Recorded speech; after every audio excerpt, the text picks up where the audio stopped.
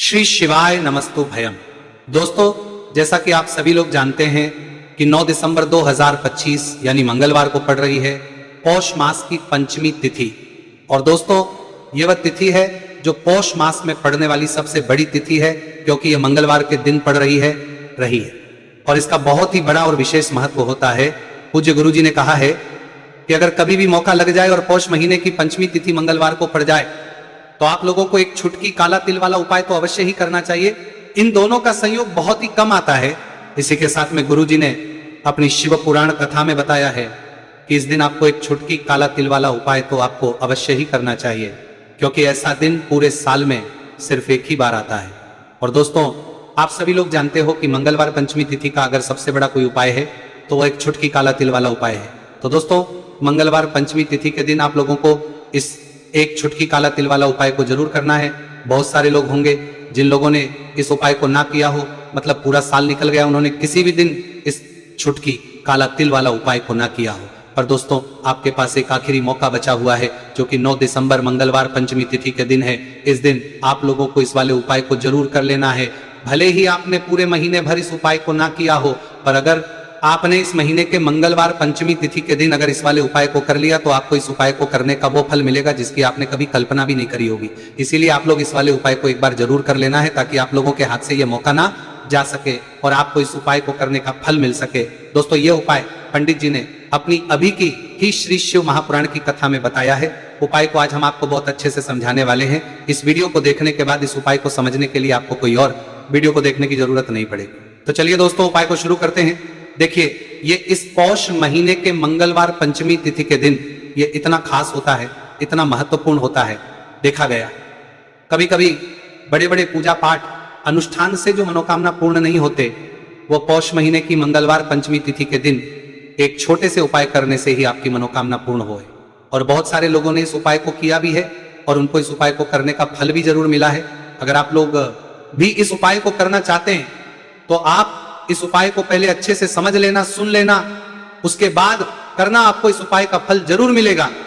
और इस उपाय को कर लेने से आपके घर में चाहे किसी भी प्रकार की दुहक और समस्या क्यों ना चल रही हो, आपको उसका कारण भी नहीं पता है कि भाई ये समस्या किस कारण से चल रही, उसका कुछ भी कारण हो सकता है, जैसे पितृदोष हो सकता है या किसी भी तरह का मंगल दोष भी हो सकता है। तो इस दिन आप लोगों को ये वाला उपाय कर लेना है। ये एक ऐसा उपाय है जिस उपाय को अगर किसी विशेष दिन पर किया जाए तो भाई उस विशेष दिन का जो है वह तो हमें मिलता ही मिलता है, पर हमने उस दिन पर इस उपाय को किया है तो हमें उससे भी बड़ा फल मिलता है, और फल बहुत जल्दी मिलता है, क्योंकि आप इस उपाय को बहुत ही बड़े और विशेष दिन पर रहे हो। तो चलिए अब उपाय के बारे में बात करते हैं, लेकिन उससे पहले आप लोगों को यह जानना आवश्यक है कि आखिर ये उपाय किस समय करना है, किसको करना है और कैसे करना है। तो चलिए हम आगे आपको वीडियो में एक एक करके बता देते हैं। लेकिन उससे पहले अगर आप लोग हमारे चैनल पर पहली करेंगे बार आए हैं या फिर मेरी आवाज आज पहली बार सुन रहे हैं, तो हमारे चैनल को सब्सक्राइब जरूर कर लेना और इस वीडियो को लाइक करके कमेंट बॉक्स में श्री शिवाय नमस्तु भयम ओम नमः शिवाय जरूर टाइप कर देना। तो दोस्तों, इस एक छुटकी काला तिल वाला उपाय को हमें इस मंगलवार पंचमी तिथि के दिन कैसे करना है, किसको करना है, किस समय करना है और कहां पर करना है, ये सारे सवालों के जवाब आपको इस वीडियो में मिल जाएंगे। और जो ये वीडियो देखेगा भाई, उसको एक छुटकी काला तिल वाला उपाय जरूर करना चाहिए, क्योंकि इस दिन काला तिल का भी बहुत ही बड़ा और विशेष महत्व होता है। और बात आ जाए एक छुटकी काला तिल वाला उपाय की, तो ये सोने पे सुहागा वाली बात हो जाती है और ये एक बहुत ही बड़ा उपाय हो जाता है इस मंगलवार पंचमी तिथि का। तो अब दोस्तों, इस एक छुटकी काला तिल वाला उपाय को आखिर करना किसको है, सबसे पहले हम लोग वो बात जान लेते हैं। तो देखो, घर की जो बड़ी माताएं बहनें होती हैं, उन माताओं बहनों में से कोई भी एक बड़ी माता बहन इस वाले उपाय को कर सकती है। और दोस्तों, अगर आप तो अपने घर में से सभी सदस्यों को भी इस उपाय को करवा सकते हैं। अगर किसी व्यक्ति की खुद की कोई मनोकामना है, खुद की कोई दुख और परेशानी है जो कि वह अपने लिए ही करना चाहता है, इस वाले उपाय को तो वह खुद अपने लिए भी कर सकता है। बाकी अगर कोई घर में से ऐसा है जो कि अपने पूरे घर परिवार की सुख और शांति के लिए यह वाला उपाय करना चाहता है, तो भाई वो भी कर सकता है, उसमें भी कोई दिक्कत वाली बात नहीं है। कहने का मतलब है कि इस उपाय को हर एक सदस्य भी कर सकता है और पूरे घर परिवार के सदस्य के लिए घर की बड़ी माताओं बहनों में से कोई एक माता बहन भी कर सकती है। माताएं बहनें अगर घर में उपस्थित ना हो या वो ये वाला उपाय ना कर पा रही हो, तो फिर घर का कोई बड़ा सदस्य भी इस एक छुटकी काला तिल वाला उपाय को कर सकता है, चाहे फिर वो पुरुष ही क्यों ना हो, उसमें कोई भी दिक्कत वाली बात नहीं है। उसके बाद में दोस्तों जो अगला प्रश्न निकल आता है वो ये आता है इस उपाय को लेकर कि आखिर इस उपाय को हमें किस समय करना है, सुबह के समय करना है कि शाम के समय करना है। तो देखो, इस वाले उपाय को आप लोग सुबह के समय भी कर सकते हो और शाम के समय प्रदोष काल में भी कर सकते हो। अब अगर आप पूछो कि भाई साहब सबसे उत्तम समय कौन सा रहेगा इस एक छुटकी काला तिल वाला उपाय को करने का, तो हम आपसे बस यही कहेंगे कि इस उपाय को आप सुबह के समय करेंगे तो ज्यादा बेहतर होगा। बाकी अगर प्रदोष काल शाम के समय भी करेंगे तो भी अच्छा होगा, उसमें कोई भी दिक्कत वाली बात नहीं है। तो अब दोस्तों जो अगली सबसे बड़ी और महत्वपूर्ण बात आती है वो ये आती है कि सुबह अगर हम उपाय को करेंगे तो हमें कितने बजे से लेकर कितने बजे तक के बीच में करना है, और शाम के समय प्रदोष काल में करेंगे तो हमें कितने बजे से लेकर कितने बजे के बीच में करना है। तो देखो, सुबह जितनी जल्दी हो सके आप उपाय को करने की कोशिश करना कि अगर किसी कारणवश लेट भी हो जाओ, थोड़ी देर भी हो जाए तो 10 या 11 बजे तक भी आप उपाय कर लेना, पर 12 बजे से ज्यादा देरी ना हो, ठीक है, इस बात का ध्यान रखना। उसके बाद में दोस्तों अगर शाम के समय प्रदोष काल की बात करें, प्रदोष काल का जो समय है होता है वो शाम के 6 बजे से शुरू हो जाता है। मतलब शाम के 6 बजे से लेकर 7 बजे के बीच का जो समय होता है ये समय प्रदोष काल का समय होता है।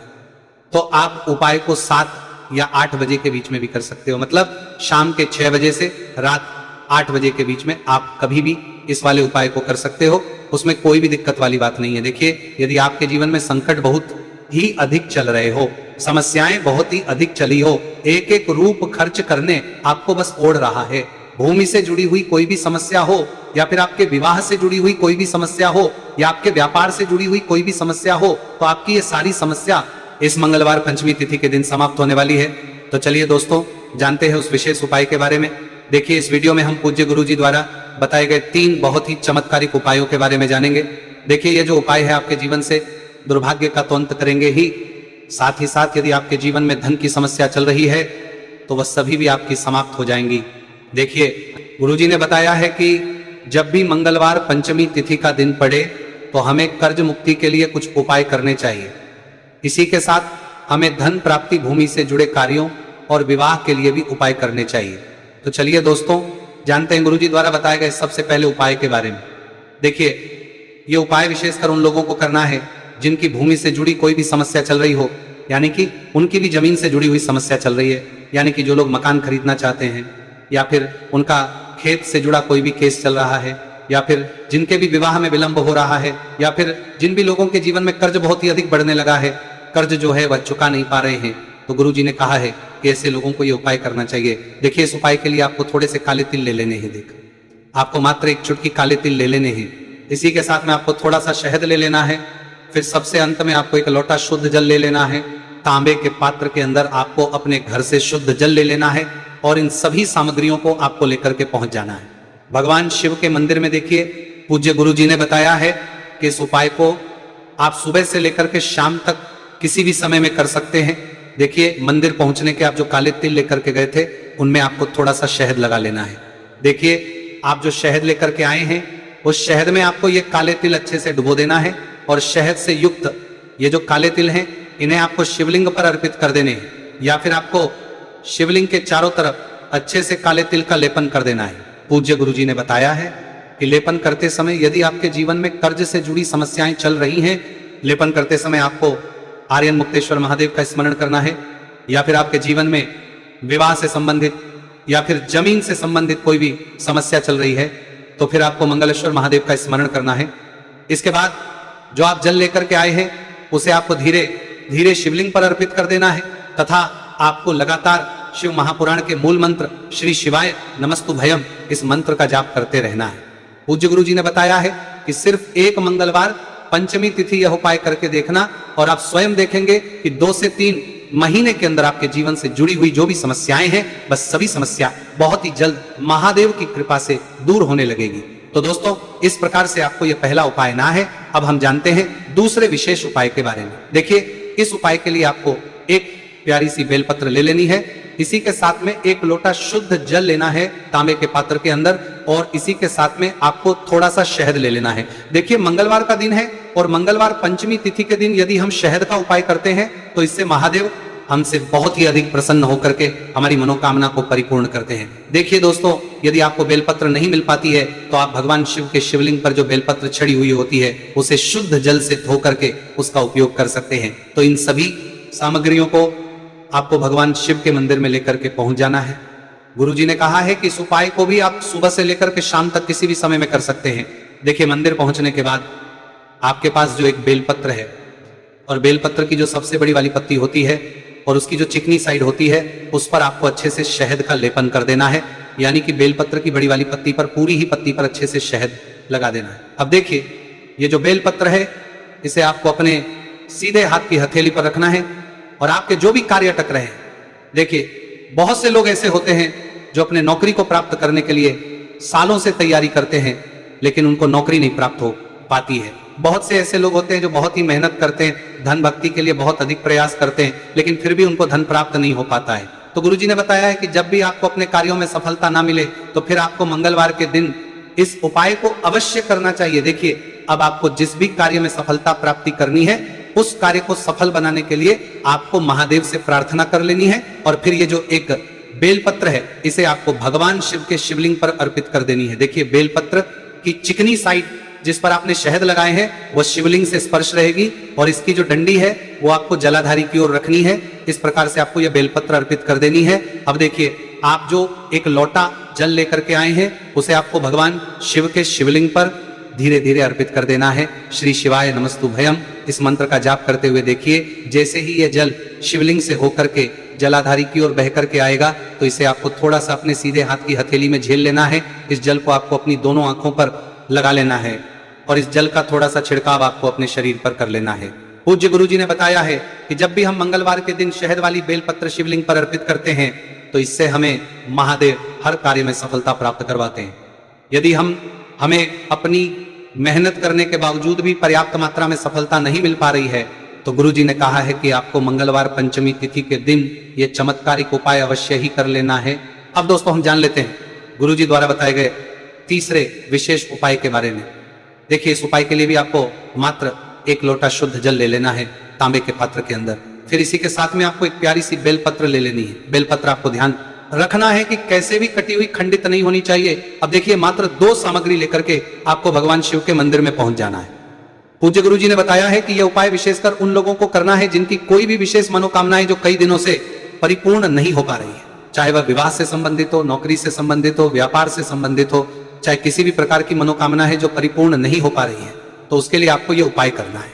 देखिए, इस उपाय को भी आप सुबह से कि शाम तक किसी भी समय में कर सकते हैं। देखिए, मंदिर पहुंचने के बाद सबसे पहले तो आप बेलपत्र लेकर के आए हैं, उसे आपको अपने सीधे हाथ की हथेली पर रखना है और आपको महादेव से प्रार्थना करनी है कि हे मेरे महादेव, मेरी ये जो मनोकामनाएं बहुत दिनों से अधूरी है, मैंने कई प्रकार के उपाय कर लिए हैं, कई प्रकार के व्रत कर लिए हैं, लेकिन अभी तक मेरी मनोकामना परिपूर्ण नहीं हो पाई है, तो उस मनोकामना को परिपूर्ण करने के लिए प्रार्थना करनी है और यह एक बेलपत्र आपको शिवलिंग पर अर्पित कर देनी है।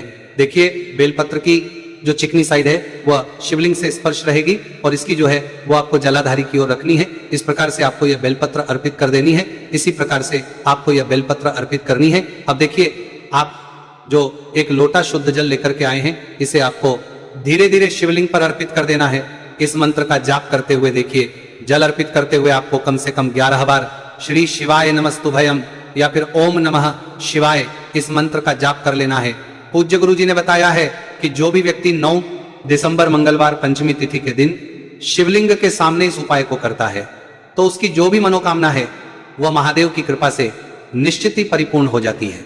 तो दोस्तों, यह थे पूज्य गुरुजी द्वारा बताए गए कुछ बहुत ही खास उपाय। अगर आपको जानकारी अच्छी लगी हो तो वीडियो लाइक करिएगा। मिलते हैं फिर एक नए वीडियो के साथ। श्री शिवाय नमस्तुभयम।